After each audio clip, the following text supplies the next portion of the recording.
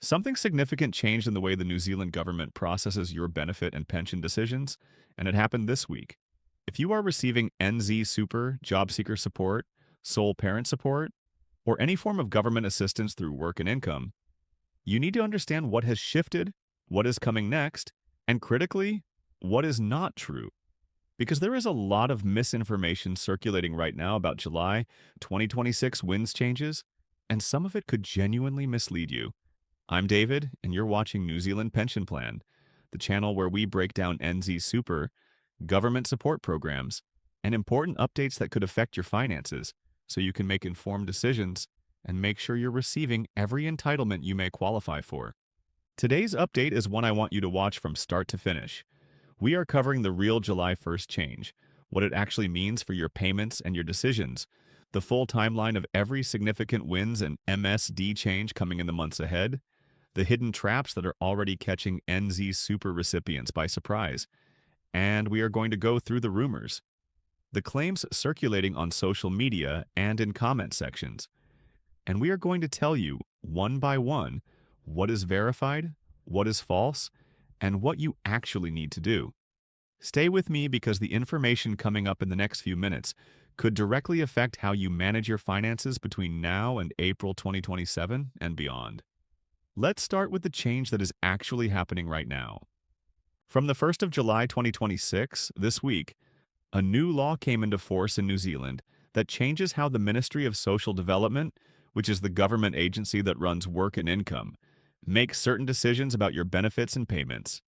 This is the Security Modernisation Amendment Act 2026.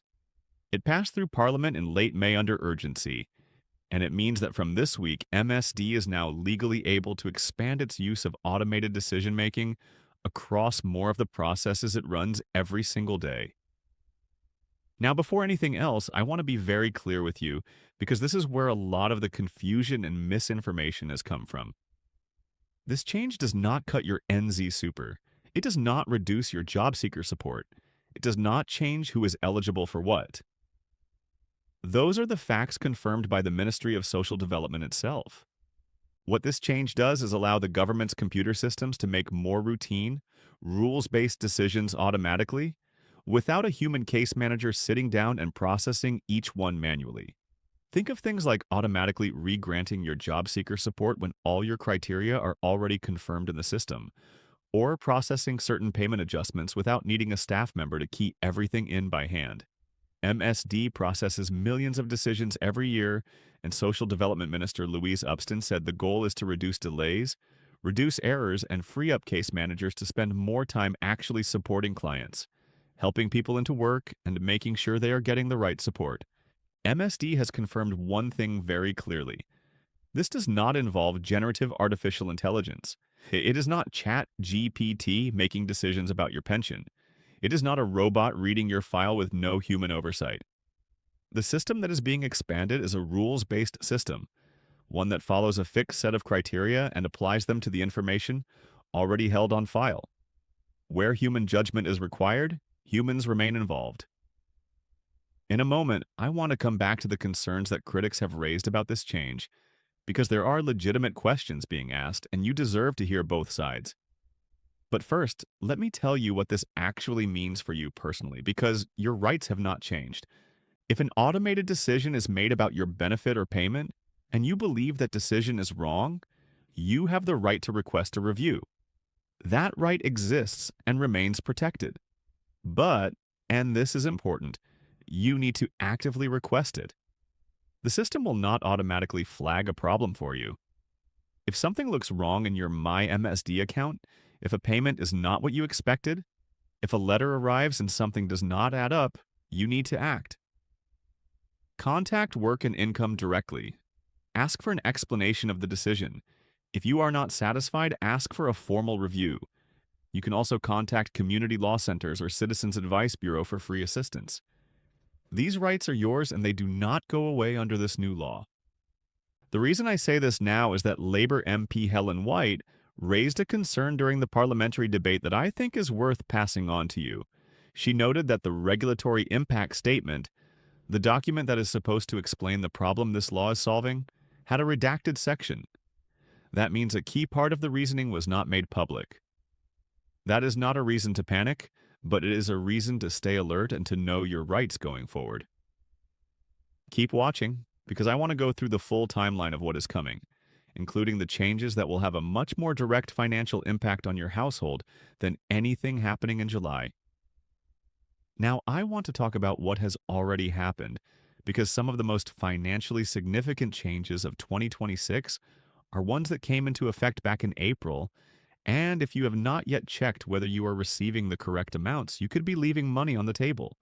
From the 1st of April 2026, every NZ super payment, every main benefit, and most other work and income payments were adjusted upward under the annual general adjustment.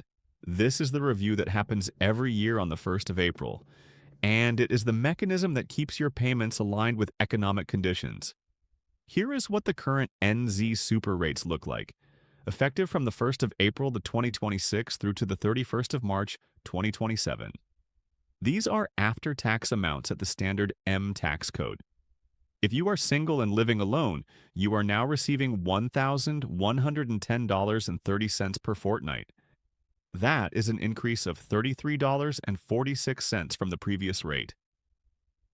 Over a full year of 26 fortnightly payments, that adds up to around $28,950 annually after tax.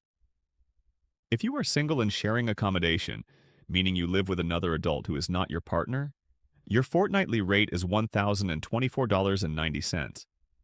If you are part of a couple and both of you qualify for NZ Super, the combined fortnightly payment is $1,708.16. Each partner individually receives $854.08 per fortnight. NZ Super is paid every second Tuesday directly into your bank account. If you have not yet confirmed your current payment amounts, log into your My MSD account or contact Work and Income to make sure everything is correct. It is always worth verifying. And stay with me because I want to tell you about 3 hidden traps that are catching NZ Super recipients by surprise right now. One of them could reduce your payment by over $160 every single week, and most people do not realize it until it is too late. Let's talk about those traps. These are situations where your NZ Super payment can be reduced without anyone necessarily telling you clearly what is happening or why. The first one is the tax code trap. When NZ Super is your main or only source of income, your tax code is M. That is the standard code, and the rates I just gave you are based on that code. But if you are receiving NZ Super and you also have another income, from part-time work, from a business, from a rental property, your NZ Super moves onto a secondary tax code, either S, SH, ST, or SA, depending on your total income level. Here is what that means in practice. If you are single and on the M tax code, you receive around $555 a week. But if your job or business income becomes your primary income and NZ Super becomes your secondary income, your tax code changes and you would receive around $406 a week instead. That is nearly $150 a week less. Not because your entitlement changed, but because of how the tax is applied. For couples, it can be even more significant. If both partners receive NZ Super but also draw income from a family business, the tax code can move to SH, and the combined weekly payment can drop from around $854 to around $689 combined. That is $165 a week less than what you might be expecting. If you are unsure about your tax code, I strongly recommend using IRD's Tax Code Finder tool online or speaking with a tax professional or a WINZ case manager. Getting your tax code right is one of the simplest and most valuable things you can do to make sure your take-home NZ Super is correct. The second trap is the living arrangement trap. If you are currently single and receiving the single living alone rate, your payment is based on the assumption that you are covering your household costs independently. But if your circumstances change, if a partner moves in, if you enter a de facto relationship, if someone comes to live with you and you are living as a couple your NZ Super rate changes. Let me give you a real example. Imagine you are single, living alone, receiving $1,110.30 every fortnight. You meet someone, they move in, but they do not yet qualify for NZ Super. You are now no longer single living alone. Your fortnightly payment would shift to the couple rate E, and if your partner does not qualify, you receive the partnered rate only, dropping to around $854 per fortnight. That is a reduction of over $250 per fortnight, or $128 per week. The government assumes you are sharing living costs. You are required to notify work and income if your living arrangements change. If you do not, and you continue receiving the single living alone rate when you are no longer eligible for it, you may be required to repay the difference. That is a situation no one wants to be in. The third trap is the overseas pension offset. If you receive a pension from another country, from the UK, Australia, the Netherlands, or any country that has a social security agreement with New Zealand, your NZ Super can be reduced dollar for dollar by the amount of that overseas pension. This is not optional. It is a legal obligation. You must declare any overseas pension you receive to work and income. If you have not done so, I strongly encourage you to contact WINZ and get that sorted now rather than later. In a moment, I want to walk you through the major changes coming in November 2026 and April 2027, because these are the changes with the broadest financial impact on New Zealand households. But first, let me address the question I know many of you will have after watching the news or seeing posts on social media this week. Is NZ Super being cut? Is it being means tested? Is a one-time payment coming for retirees? Let me answer each of these directly. NZ Super is not being cut.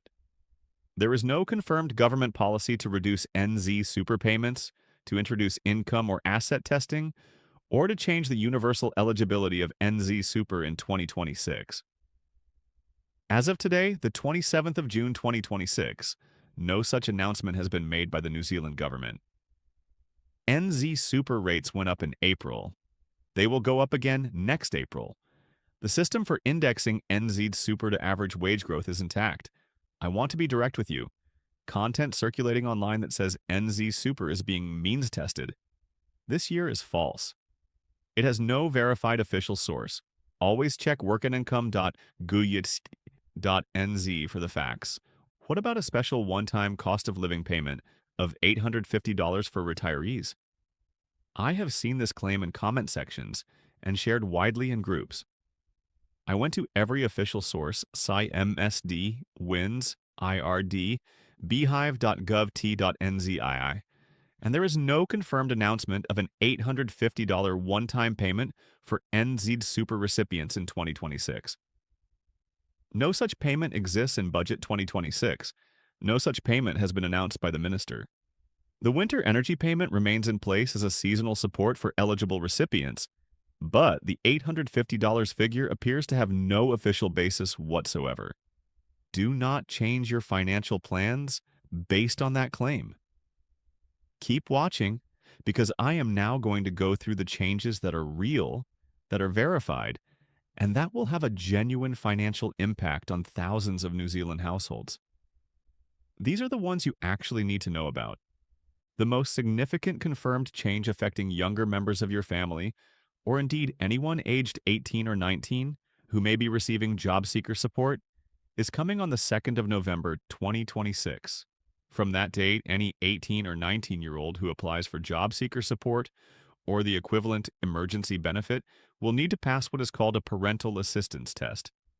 This is a new eligibility requirement that was announced in October 2025 and is being brought forward from a later planned implementation date. Here's how it works. When a young person applies for Jobseeker Support, Work and Income will assess whether their parents can reasonably be expected to support them. That assessment involves two elements. First, a parental income test. The young person's parents must earn income at or below $65,529 annually. If their parents earn more than that threshold, they will be expected to support their child rather than the state doing so. Second, there is a parental support gap test. Even if the parental income is above the threshold, the young person can still qualify if they can demonstrate a genuine reason why they cannot rely on their parents. That might include a severe family breakdown, domestic violence, or a parent being in long-term hospital care or incarcerated. Estrangement claims must be verified by a doctor or a counselor, each guy. An informal statement is not sufficient. There are important exceptions. If an 18 or 19-year-old has dependent children of their own, they do not need to pass this test. If they are getting foster care allowance, they are also exempt. The government estimates this change will make approximately 4,300 young people ineligible for job seeker support from late 2026, while around 4,700 will retain their entitlement. If you have a son, daughter, or grandchild in this age group, this is something your family needs to be across well before November. There is also a positive announcement connected to youth support. From October 2026, a $1,000 employment bonus will be available to eligible young people aged 18 to 24 who have been on a benefit and worked with MSD's Community Job Coaching Service, got a job, and stayed off the benefit for 12 months. That is a real financial incentive for young people making the transition into sustained employment, and it is worth knowing about if this applies to anyone in your household. Now let me turn to the changes that are coming in April 2027, because even though that is 9 months away, they are significant enough that you may want to start planning now. The first is the social housing rent change. If you are a tenant in social housing, a Kainga Ora property, or a community housing provider property, your rent contribution is currently set at a minimum of 25% of your assessable income. From the 1st of April 2027, that minimum will rise to 30%.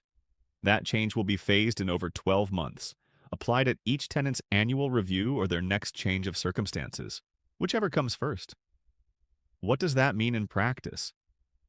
Around 84,000 households in New Zealand will see their rent increase by an average of approximately $31 per week. That is not a trivial amount. Over a year, that is over $1,600 in additional housing costs. The government's stated rationale is that the savings generated, $387.5 million over the forecast period, will be reinvested into higher accommodation supplement rates for households in the private rental market. Also, from the 1st of April 2027, accommodation supplement maximum rates will rise between $10 and $30 per week, depending on your location and your family size. If you are in social housing, do not ignore your annual review notice when it arrives. That is the moment the change will be applied to your individual situation. You cannot assume it takes effect on a fixed date the same way for everyone. The second April 2027 change to know about relates to homeowners who received the Accommodation Supplement. Currently, to be eligible for Accommodation Supplement as a homeowner, you must be paying a minimum weekly amount in accommodation costs. This is called the entry threshold, and it is currently set at 30% of the relevant base benefit rate. From the 1st of April 2027, that threshold rises to 40% for non-superannuitants. That means you will need to demonstrate that you are paying more in mortgage, house insurance, and rates before you can qualify. This change will not affect you if you or your partner receive NZ Super, a veteran's pension, or a supported living payment. Those groups are protected. The 3rd April 2027 change involves temporary additional support, which is often called TAS. This is a supplementary payment that some beneficiaries receive on top of their main benefit to help with essential living costs. From the 1st of April 2027, the maximum rate of TAS will be reduced from 30% to 25% of main benefit rates. That is a reduction. I want to be very clear. This change does not apply to people receiving NZ Super or the veteran's pension. But if you are receiving TAS alongside Jobseeker Support, Sole Parent Support, or another main benefit, this change will reduce your maximum entitlement from next April. Start factoring that into your budget planning now. There is one more Budget 2026 change I want to draw your attention to, because it directly affects sole parents. From this month, July 2026, through to June 2028, the government is investing $93 million in a targeted employment program for sole parents. This is designed to help 25,000 sole parents move into sustainable employment, with additional case management support, expanded access to flexi-wage funding, and training and placement programs. As of March 2026, around 500 people were receiving sole parent support. If you are in that group, or if you know someone who is, this is worth looking into. The additional employment support will mean more face-to-face case management, more tailored assistance, and more access to resources that can help with practical barriers to work, things like childcare, transport, and training costs. Before we wrap up, I want to tell you about one change that is already in effect and that some people did not know about until it started affecting their payments. From the 2nd of March 2026, border income rules changed. If you have boarders living in your home and you receive the Accommodation Supplement or income-related rent assistance, all board payments you receive now count in the calculation of your housing subsidy and your public housing rent contribution. Previously, only board from 3 or more boarders was included unless it was your primary income source. Now, even a single boarder counts. If you have been receiving board from a person living in your home and you did not update your income declaration with work and income after March 2026, you may have an overpayment situation developing. I strongly encourage you to check your MyMSD account and make sure your income is being reported accurately. Overpayment debt can accumulate quietly, and it is far better to address it early. On the topic of reporting, all beneficiaries are now reporting income weekly rather than annually. That change has been in effect, and if you are on a benefit and you have any form of earned income, you need to be reporting it weekly. Failure to do so can create overpayment debt, and work and income does carry out checks. Looking further ahead, there is one more significant change on the horizon for 2028 that is worth knowing about. From the 3rd of July 2028, Work and Income will use Inland Revenue's own data on wages and salary to automatically calculate your benefit payment rates rather than requiring you to manually declare your income. The goal is to make payments more accurate and reduce the amount of debt created by underreporting or overreporting income. From June 2027, MSD will begin transitioning people from annual to weekly income charging to prepare for that change. This is a significant shift in how the system works. It is not happening tomorrow, but it is worth knowing that the direction of travel is toward greater automation and greater integration between MSD and IRD's data systems. Let me now bring everything together with a clear summary of what you need to take away from today's update. The July 1st change that is happening right now is the expansion of automated decision-making within Work and Income. Your NZ Super, your Jobseeker Support, your eligibility, none of that has been cut. This is a back-end administrative change. Your right to request a human review of any decision remains fully intact, and you should exercise it if anything looks wrong. NZ Super rates increased in April 2026. If you are single and living alone, you are receiving $1,110.30 per fortnight. If you are part of a couple, you and your partner together receive $1,708.16 per fortnight. Check that your payments are correct. Be aware of the 3 traps that can reduce your NZ Super: your tax code if you have other income, your living arrangements if your circumstances have changed, and your obligation to declare any overseas pension. If you have family members aged 18 or 19, the Parental Assistance Test comes into force on the 2nd of November, 2026. Prepare for that now, not the week before. Social housing rents will increase from April 2027. If you are a Kayinga Ora or community housing tenant, your rent will rise by an average of $31 a week. The Accommodation Supplement will also increase for private renters from that same date. Temporary additional support will be reduced from April 2027 for non-superannuitants. If you rely on TAS as part of your household budget, plan for that reduction now. And finally, on the misinformation, NZ Super is not being cut. There is no means test coming. There is no confirmed $850 one-off payment.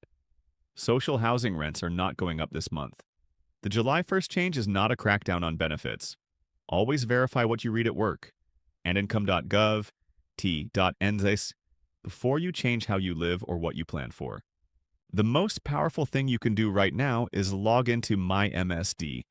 Check your payment amounts, check your tax code, make sure your income declarations are up to date, and know what is coming so you are never caught off guard. If you found this update helpful, make sure you subscribe to New Zealand Pension Plan. I'm David, and my goal is to help you stay informed about NZ Super, WINZ, MSD, and every important government support update that could affect your finances. Thank you for watching, take care, and I'll see you in the next update. You said forensic attached.